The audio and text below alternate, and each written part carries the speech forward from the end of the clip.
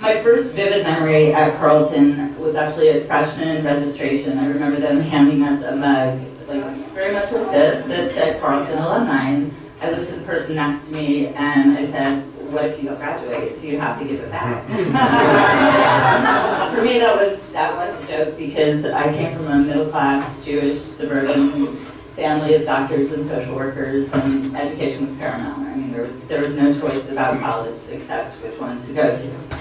So I applied to Carleton purely because my sister had been accepted here, so it was a matter of sibling rivalry, proving I could get in. I did. But had no intention at all of coming. It was her school, but I did come for a spring visit and loved it, and was kind of convinced we could lead separate lives. And we really did. So on January 15th, 1985, it was exactly 2 weeks into winter term, sophomore year, and I was summoned to Dean Rosenrod's office, and I had never met him before, so he just kind of greeted me and said, your father called with some very bad news. Your mother killed herself this morning. And so to me, these words did not register. Killed herself. What is that? And even if I could even if I could comprehend what had happened, it didn't fit her. She was strong. She was educated. She was an advocate for people in need, and she was the core of our family. She was fiercely devoted to the idea of family, and not the type. Everybody thinks there's a type that commits suicide, and she wasn't that. So with that, nothing made sense to me anymore. The world just fell away. So, but as I was leaving, the dean asked, do you want to wait while we find your sister so you can be here while we tell her? And I actually said no, and left, and went back to bed. And then later that day, they coordinated a ride for us, and we traveled home together in complete silence. I mean, maybe we said like, "Oh, watch this! I have to go to the bathroom," but that was about it. And we're lost in our own thoughts or whatever. And so when we got home, my dad took us to the den and kind of sat us down and ran through the details of the day and showed us the note that my mom left. And then, I'm so not. To catch you up, that's the 70s family. That's the first day at Carleton. That's my mom. Where am I? That's me and Leah not talking. So we're in the den with my dad, and then oh wait, I'm too far. Okay, so we're in the den with my dad. He's telling us everything that's going on, and what happens? Sorry, I'm confused myself. This is what we're saying. Okay, so when he was down, we just basically each went to our own rooms and did nothing. Just tried to go to sleep or whatever. So the next morning, I sat in the kitchen as he called everybody, friends, family, whatever, and I just listened to the story over and over, and I created this very succinct narrative of facts that just stuck with me. It became my narrative for 30 years, both about the circumstances of her death and the why behind it. And this is essentially what I said, which was that she had lymphoma, and she became depressed when she was undergoing pretty serious chemo, and obsessed with the fact that she was holding my dad back from like a prestigious new job, and that she was distracting my sister and I from our studies. And so, she was a social worker, and it was in her soul, and she couldn't help anybody, she couldn't work, so she felt useless. And on top of that, she now needed help, and it was just intolerable to her. So, for her, we saw it as it was her act of control, her last act of control, and the reason behind it was just to mitigate the damage that she felt she was causing to the family. Sorry, that's her. And then this was part of her suicide note, and this was the line that kind of stuck with everybody. She said, "Cry over me, bury me, mourn me, and then get on with your healthy lives." So to do that, my father, the day after his funeral, brought me and my sister back to Carleton and dropped us off and simply said, "Well, move forward." My brain and my emotions did not compute that very well. And I actually do not remember ever stepping foot into a classroom again. I searched the halls for people to play Trivial Pursuit with. I went up to the Sales Hill to see if Luke was ever going to find Laura. Yeah, this was my schedule, my new schedule. And my sister and I didn't speak. We didn't seek each other out for any reason. So I obviously felt very, and one of my freshman year roommates told me, I said, how was I? And she goes, you just shut down. So there you go. So, I felt alone, I felt directionless, but I was also very conscious of suddenly being free.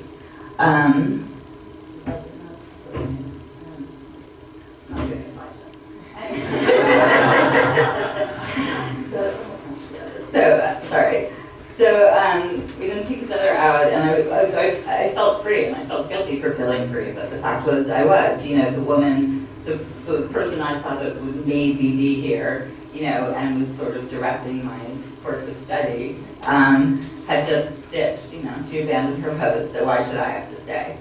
So against everyone's advice, I did take a leave of absence, and I moved back home. I developed a very cordial but awkward relationship with my father, very much like roommates who don't really want to be living together. And then I worked at a record store in a mall, and that was fun. And then as family, friends, and school advisors predicted, I never did return. So later that year, I was blindsided when my father became engaged in September. The wedding was January 1986. It was 1 year and 10 days after we buried my mother. But my mother's entire family came to the festivities and actually seemed very delighted by what was going on. I saw this as evidence that I was the only one that still had feelings about what had happened, and that everybody else actually had moved on. So, I went my merry way. I went to New York, built a successful career in the television industry, which was a wonderful distraction for me. Those kind of jobs can consume your life. I was often on location, which allowed me not to think about anything. As long as I was not in the place I was calling home, I didn't have to think about anything. So, but because the problem was when I did think, I saw myself as an emotionally stunted and quite immature 19-year-old. And over the years, I continued to have very poor self-care skills. I have aversion to adult norms like getting married, owning a house, having children. And I've kind of built a life that has allowed me not to have to grow up. So as that was happening, I did seek therapy a few times, but usually only, immediate crisis. I'd go 3 or 4 times, feel a little bit better, and call it off. And if anybody ever asked me, wanted to talk about my mom and how that affected me, I just said, I get it. Like, I understand why she did it, so it can't be a problem. But as the years passed, I sort of devolved into a very depressed and burnt out freelancer with no real interests, plans, or goals. My mom died at age 47, and people had told me it would be very surreal to come up on that age, and it was. Even more surreal was I had a massive panic attack in a Target a few months prior to my big day, and I kind of just went down, and then an ambulance took me out. And that was the beginning of a very deep depression, and I just was drained of any coping skills. Like, I just could not figure out anything to do with myself. So I knew, at this point, what are the options? Like, just go down the path of misery unproductivity, or just, or actually get help. Because now I was also kind of curious, what was wrong with me? All these years, like, I could see how the decline had happened, and so I wanted to find out. So I finally did engage in therapy, and it slowly woke me up to the fact that while I did intellectually understand my mother's suicide, I had never coped with her loss, which is something completely different. While the suicide instigated the change in the family, it was the shutdown afterwards, the emotional shutdown and the verbal shutdown that really kind of hijacked what could have been a, fairly, hopefully normal life. But, struggling through all of it alone, and grief alone, and the silence, I believe, was at the heart of what took me down. So as I wobbled back to life, it was getting there for a couple of years, and then I approached 50, and like everybody else, I started asking, what am I doing, what's happening, there's got to be something more. I was bored and restless. Like, I couldn't even pretend to be interested in my job anymore. And so I saw a posting for they needed volunteers to help out at a charity walk for the American Foundation for Suicide Prevention. And I kind of challenged myself. I'm like, put up or shut up. And so I signed up. And so at the walk, I immediately discovered this group of people that it was so different and such a relief and easy to talk to because they had also survived suicide loss. I'd always told people when they asked how my mom died that it was cancer related. And over the years, I told a few close people the full story, but it was always this whole discussion of having to explain she was a proud, strong woman, she was desperate to help us and just qualify it on and on and on. So here, it was nothing like that. It was like an initiation, or not an initiation, an unconditional entree into this club, and it was tragic how many people were in it, but there it was. So, sorry. And like here, it reminded me, I was saying this to somebody yesterday, it's a lot like a reunion. I think it's just that shared history that connects you no matter what. And you will tell a complete stranger your entire story that you wouldn't tell your best friend. It's a fascinating concept. So, anyways, so it was a really eye-opening experience for me, and I felt like more connected to these people in one afternoon than I did to my family. So it really lit this kind of unknown spark I had. And I jumped into the new world. I started volunteering, full-time pretty much, and I actually joined the board of our chapter. I joined a support group, which I'd never done before, for suicide loss survivors. And a lot of them were newly bereaved, but for me it helped me go back and remember and process the emotions and questions that I never had. And so, I experienced for the first time talking really is healing.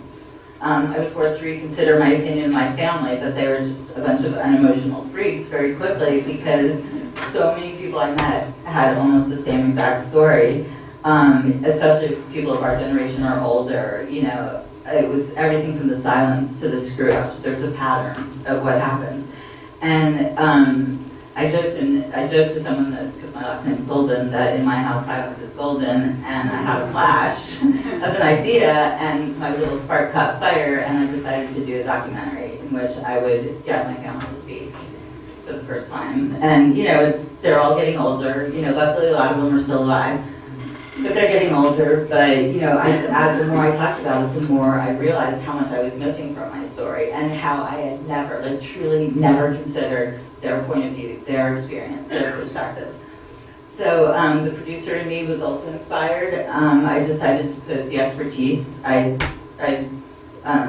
created over 25 years telling other people's stories on a project that I was finally something I was passionate about. I see it kind of as a cautionary tale, but the ending was still unknown because I didn't know what would happen when I did talk.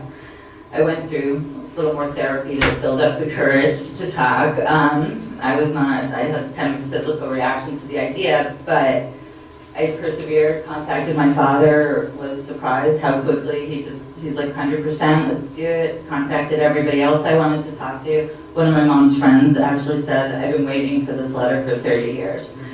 So last summer I did an initial round of interviews, and I was astonished. The conversations were all natural, they were comfortable, they flowed. There were a lot of tears, but it never stopped, it never cut off a conversation. I learned important details that had been missing from my narrative, primarily that my mom's cancer was terminal, the fact that it had been kept from us, that it was her idea that they keep the seriousness of us. It was this whole thing about not distracting us from school. So all these memories, judgments, things I held, hurts I held for so long, I found the real answers, and they could have been solved, which is questions, but I was unwilling to ask or unable to ask. So anyway, it turns out my sister, who stayed at Carleton, for her it was a refuge, and the counseling center that year actually formed a support group because a couple of other students had lost parents. So, the reasons for the silence varied from it's a generational norm, you don't talk about things, to you